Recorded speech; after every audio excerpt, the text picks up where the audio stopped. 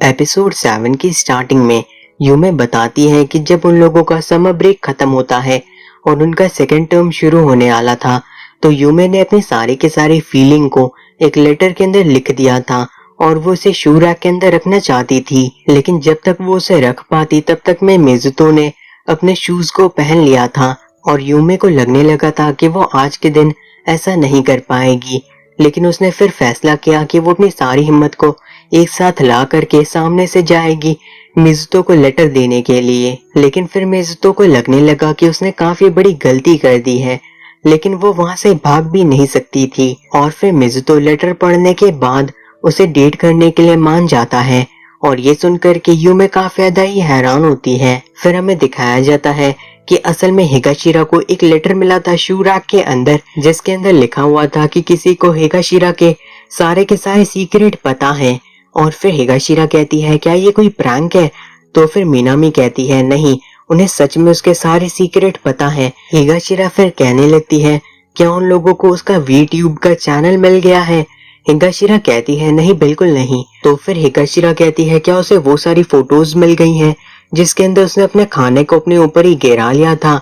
तो फिर मिनामी कहती है नहीं, ऐसा कुछ भी नहीं। और फिर यूमे पूछने लगती है मिनामी से क्या वो मिजुतो को पसंद करती है रोमांटिक तरीके से। हिगाशिरा को पहले तो कुछ भी समझ में नहीं आता है। तो फिर यूमे और साथ ही साथ मिनामी बताते हैं क्या वो मिजुतो को पसंद करती है। और फिर वो लोग वीडियो दिखाने लगते हैं मिजुतो की सोते हुए की। और फिर वहां पे मिनामी जाकर के हिगाशिरा के कान में काफी सारी चीजें कहती हैं जिससे हिगाशिरा का चेहरा लाल हो जाता है। और फिर मिनामी कहने लगती है तो क्या तुम अब इस चीज को एडमिट करोगी? तो फिर हिगाशिरा कहती है उसके पास मिजुतो के लिए कुछ फीलिंग्स तो है, लेकिन उसे नहीं पता कि वो उसे पसंद करती है या नहीं, क्योंकि वो पहली बार ऐसी चीज को एक्सपीरियंस कर रही है। तो फिर मिनामी कहती है ठीक है, हमने सारी चीजें प्लान कर ली हैं और अब हम लोग तुम्हारी मदद करेंगे मिजुतो के साथ डेट पे जाने के लिए। और तुम्हारी मदद करने के लिए मेरे और यूमे से अच्छा कोई और नहीं हो सकता है। लेकिन फिर हिगाशिरा कहने लगती है कि वो मिजुतो के साथ एक दोस्त के तौर पे भी ठीक ही है। ये सुनकर के मिजुतो सोचने लगती है ये भी मेरी तरह ही कोशिश नहीं कर रही है और आगे चल के इसे भी अफसोस हो सकता है। ये बिल्कुल मेरे जैसी है जैसी मैं मिडिल स्कूल के अंदर थी। और फिर वो कहती है तुम मिजुतो की गर्लफ्रेंड बनना चाहती हो, है ना? जिसके बाद वो कहने लगती है हिगाशिरा से क्या वो मिजुतो के साथ डेट पे जाना चाहती है, उसके साथ समय बिताना चाहती है। और जब कभी भी हिगाशिरा को बीमारी हो तो फिर मिजुतो उसका हाथ पकड़ के उसके बगल में बैठा रहे। ये सारी चीजें सुनकर के हिगाशिरा कहती है उससे भी ये सारी चीजें चाहिए। तो फिर यूमे कहती है यानी तुम दोस्त से बढ़ करके कुछ और भी बनना चाहती हो ना? तो फिर हिगाशिरा भी हाँ कह देती है और इस चीज को लेकर के मिनामी काफी ज्यादा खुश रहती है। जिसके बाद यूमे और मिनामी हिगाशिरा को काफी सारे टिप्स देने लगते हैं और उसे अच्छी तरीके से तैयार करने लगते हैं। जिसके बाद हमें दिखाया जाता है मिजुतो और साथ ही साथ हिगाशिरा बैठ करके किताबें ही पढ़ रहे रहते हैं। मिनामी उनके ऊपर फोन से नजर रख रही थी और उसके हिसाब से हिगाशिरा भी काफी अच्छी लग रही थी। लेकिन मिजुतो को इन सभी चीजों से कोई भी फर्क नहीं पड़ता है। तो फिर वहां पे हिगाशिरा पूछने लगती है उन दोनों से क्या वो सच में बन पाएगी मिजुतो की गर्लफ्रेंड? तो फिर वो दोनों कहते हैं पता नहीं। तो फिर मिनामी हिगाशिरा को और भी ज्यादा टिप्स देने लगती हैं जैसे कि वो ज्यादा से ज्यादा मिजुतो के करीब जाने की कोशिश करे। लेकिन ऐसा करने में ही मिनामी की हालत खराब हो जाती है और वो रोना शुरू कर देती है।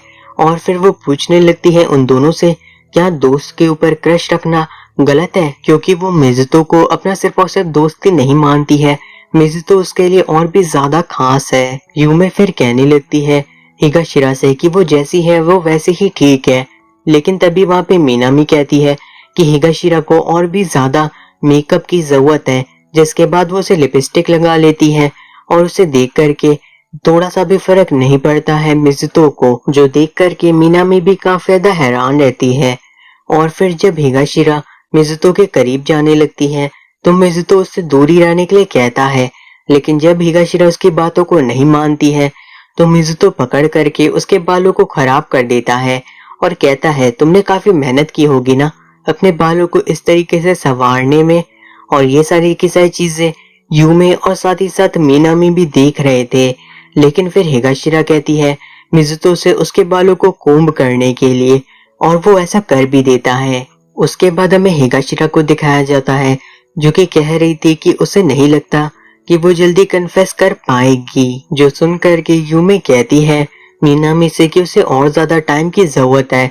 लेकिन फिर मीनामी कहने लगती है यही उसका मौका है, उसे जल्दी से जल्दी इसका फायदा उठाना चाहिए, क्योंकि वो जितनी ज्यादा उसकी दोस्त बन के रहेगी उतना ही ज्यादा चांसेस रहेगा आगे चल के उसके मना करने का। लेकिन हिगाशिरा कहने लगती है कि वो काफी ज्यादा अनोइंग है और साथ ही साथ ऑकवर्ड भी है।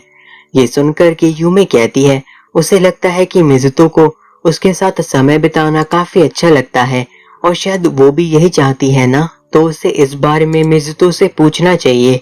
और फिर हमें दिखाया जाता है यूमे को जो कि घर के अंदर रहती है और बात कर रही रहती है मीनामी से। यूमे बताती है मीनामी को कि हो सकता है मिजुतो को पहले ही पता चल गया है कि हिगाशिरा उससे कन्फेस करने वाली है, क्योंकि वो इन सभी चीजों को काफी जल्दी समझ जाता है। मीनामी फिर यूमे से पूछती है उसे क्या लगता है मिजुतो इन सभी चीजों के लिए हाँ कह देगा, क्योंकि मीनामी को ऐसा लगता है कि वो ज्यादातर अकेले ही रहना पसंद करता है और उसे किसी भी पार्टनर की जरूरत नहीं है, तो उसे नहीं लगता कि वो इतनी जल्दी एक गर्लफ्रेंड रखना चाहेगा। ये सारी बातें यूमे बैठ करके काफी ध्यान से सुन रही थी। और फिर हमें हिगाशिरा को दिखाया जाता है जो कि काफी अच्छे से तैयार हुई थी, और मीनामी और यूमे उसे काफी ज्यादा मोटिवेट करते हैं कि वो छुप करके उसकी मदद करेंगे। जिसके बाद वहाँ पे मिजुतो भी आ जाता है। मिजुतो वहाँ पे आने के साथ ही सीधे ही काम की बात करने लगता है कि आखिर उसने यहाँ पे उसे क्यों बुलाया है। तो फिर हिगाशिरा कहती है क्या उसे वो दिन याद है जब वो लोग पहली बार लाइब्रेरी के अंदर मिले थे और उन लोगों ने वहीं पे पहली बार बात की थी और उन दोनों को ही काफी ज्यादा अच्छा लगा था। नहीं तो इससे पहले सभी लोग हिगाशिरा को सिर्फ और सिर्फ यही कहते थे कि वो काफी ज्यादा वियर्ड और अनोइंग है, लेकिन वो काफी ज्यादा खुश थी क्योंकि उसे कोई ऐसा इंसान मिल गया है जो कि उसकी बकवास को सुन सके। और ये सारी चीजें ही हिगाशिरा के लिए काफी ज्यादा मजेदार थी और वो अपना और भी ज्यादा टाइम मिजुतो के साथ ही बिताना चाहती है। तो क्या वो इसीलिए मिजुतो की गर्लफ्रेंड बन सकती है? ये सुनकर के मिजुतो कहने लगता है कि उसने तो कहा था कि वो मिजुतो को सिर्फ और सिर्फ दोस्ती मानती है। तो फिर हिगाशिरा कहती है हाँ ये बात सच है। मिजुतो कहने लगता है अगर ऐसी बात है तो वो भी बस यही कहना चाहेगा कि हिगाशिरा वो पहली इंसान है जिससे मिजुतो इतनी आसानी से दोस्ती कर लिया था, और उसे लगता है कि अगर वो दोनों डेट करेंगे तो वो दोनों ही काफी ज्यादा खुश रहेंगे, क्योंकि वो लोग अच्छी तरीके से नई नई किताबों को डिस्कस कर सकते हैं। लेकिन वो उससे माफी मांगना चाहेगा क्योंकि वो उसे डेट नहीं कर सकता। वो काफी ज्यादा ही सेल्फिश है और मिजुतो के पास कोई ऐसा इंसान है जो कि उसके साथ पूरे टाइम ही रहता है, भले ही वो इंसान इस चीज के काबिल नहीं है। ये सारी बातें सुनकर के शायद हिगाशिरा को लग रहा होगा कि वो किसी और का इस्तेमाल कर रहा है उससे बचने के लिए, लेकिन ऐसी बात नहीं है।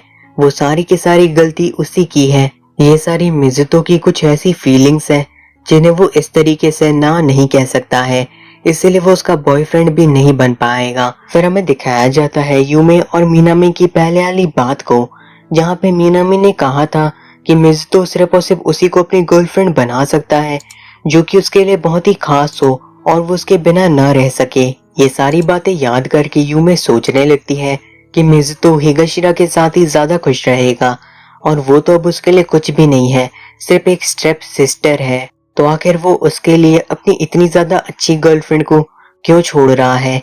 क्या वो सच में चाहता है कि यूमे उसके